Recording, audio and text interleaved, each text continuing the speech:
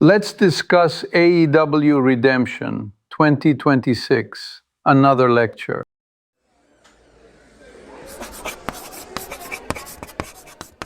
I am Professor Alexei, your guide through today's topic. Hi, I'm Priyanka, Professor Alexei's teaching assistant. Let's begin with a structural overview. In lay terms, AEW Redemption was a live professional wrestling pay-per-view held in July 2026 at Montreal's Bell Centre, featuring a full evening of matches that tied together ongoing stories from AEW's weekly television shows.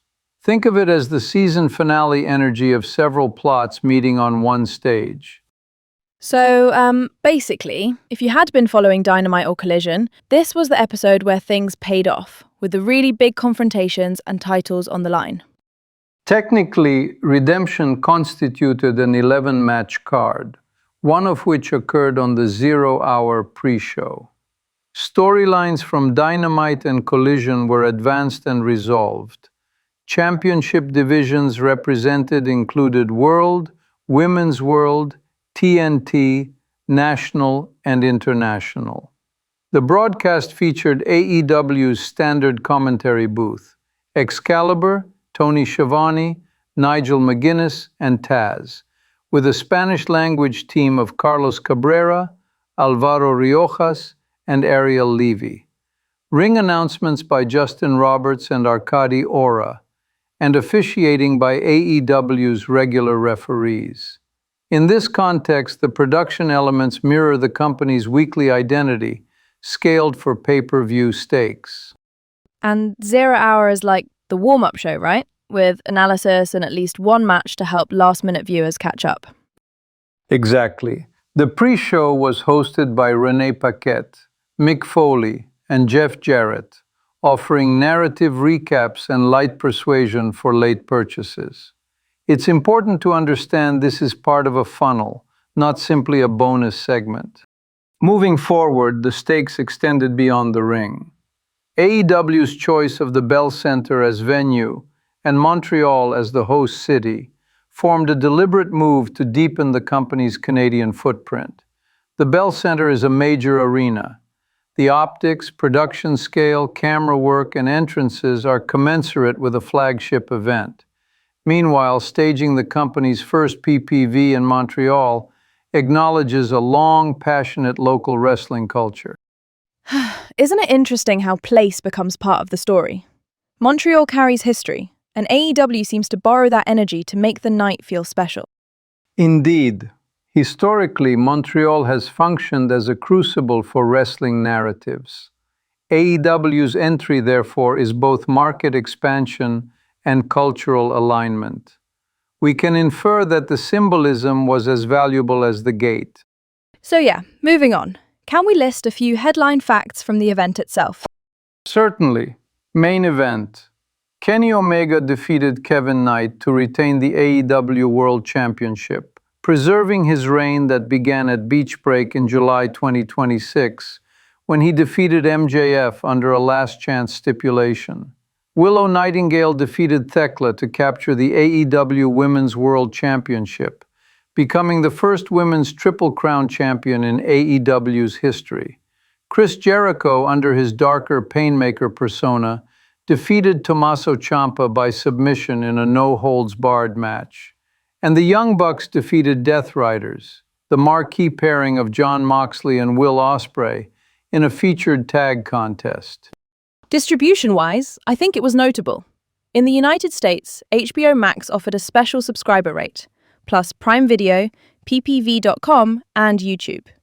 There were also watch parties at Dave & Buster's and Tom's Watch Bar. Outside the US and Canada, My AEW carried the stream. Correct. Maintaining traditional cable and satellite PPV, alongside those streaming options, captures both legacy purchasing habits and contemporary convenience. The multi-platform approach reduces friction, particularly for international fans. It also, to some extent, preserves the communal experience via sanctioned watch venues. Could we sketch the road to Montreal, the key dates that locked the card together? To frame our discussion, May 2026, The Toronto Sun reports AEW will debut Redemption at Montreal's Bell Centre. June 2026. Tickets go on sale. July 2026. At Dynamite Beach Break, two decisive pivots occur. Kenny Omega wins the world title from MJF under last chance terms, and Willow Nightingale returns from a shoulder injury to win a casino gauntlet, establishing her challenge to Thekla. The same night, Ciampa defeats Jericho, blinds him with sand, and a post-match power drill tease necessitates security. That imagery will dictate a no-holds-barred rematch. On a mid-July Dynamite, Kevin Knight, then TNT champion, challenges Omega for the world title at Redemption. Andrade El Idolo earns a national title shot at Mark Davis. The international championship scene erupts as Kyle Fletcher attempts to unmask Commander, drawing in Takeshita and Okada before Bandito levels both Fletcher and Okada, leading to Fletcher challenging Bandito for Montreal. Mid-July, Jericho returns as the Painmaker. On the following collision, Ciampa accepts a no-holds-barred stipulation. July 2026. Redemption takes place with 11 matches, including one on 0 Hour. That sequence felt very compressed by design. Heat concentrated in the 2 weeks before the show to make the buys feel timely. Arguably the correct inference. Concentrating narrative pivots in mid-July maximize momentum into Montreal. This is a classic pay-per-view ramp technique. Before we get to the complexities, a brief personal note. Professional wrestling at its best merges choreography, improvisation, and audience feedback into what is effectively a live systems problem. The crowd functions as a real-time variable. I find this akin to theater with embedded game theory. Chess, if you will, but with entrance music. It makes me wonder how often the audience changes the course of a match just by responding. Maybe more than we think. Next, let's explore 3 questions that give the event analytical contour. How has AEW's expansion into international markets like Canada reshaped its brand? We observe several brand-level effects. First, venue selection as signal. The Bell Center confers major league optics, which recursively validates AEW's positioning to casual viewers. Second, narrative localization. Acknowledging Montreal's wrestling heritage allows AEW to speak with, rather than at, regional audiences. This is not mere touring, it is canon building in new geographies. Third, distribution elasticity. By offering HBO Max, Prime Video, PPV.com, YouTube, MyAEW, and sanctioned watch parties, AEW presents itself as accessible across habits and borders. In simpler terms, the company looks bigger because it acts bigger. Montreal, as a first PPV in that city, functions as a milestone proof that AEW can anchor a premium show outside its most established bases, while keeping its broadcast identity intact through consistent commentary teams and production standards. Is Montreal's wrestling legacy a key factor in that decision-making, or just a nice afterthought? It is worth noting the legacy is not incidental. Selecting Montreal created narrative gravity before a single bell rang, which reduces promotional risk. The city's tradition supplies audience literacy. The crowd arrives pre-fluent in the grammar of big match storytelling. That baseline enables AEW to stage, for example, a no-holds-barred Painmaker match and a world title defense with double champion overtones, confident the subtleties will land. Thus, heritage was both impetus and insurance. What if Kevin Knight had won both the world and TNT titles?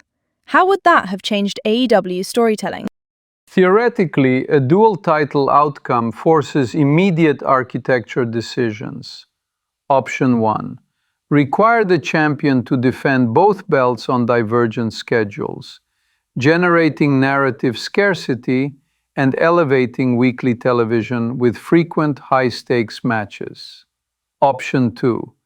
Mandate a vacancy or a tournament for one title to prevent division cannibalization. This protects the TNT division from being subsumed by the world title orbit. Option 3. Temporary unification angles that culminate in a split. However, that can blur brand identity unless carefully time-boxed. From a storyline economy perspective, Omega's retention at Redemption maintained orthogonality between divisions. The TNT lane could advance under Night without the gravitational pull of the world belt, while Omega's path could remain focused on world-level challengers seated on Dynamite and Collision. Would the double champion scenario create new opportunities or more conflicts inside AEW? Both. Opportunities, immediate marquee rematches, cross-division contender scrambles, and the symbolic spectacle of a champion choosing which belt to defend first.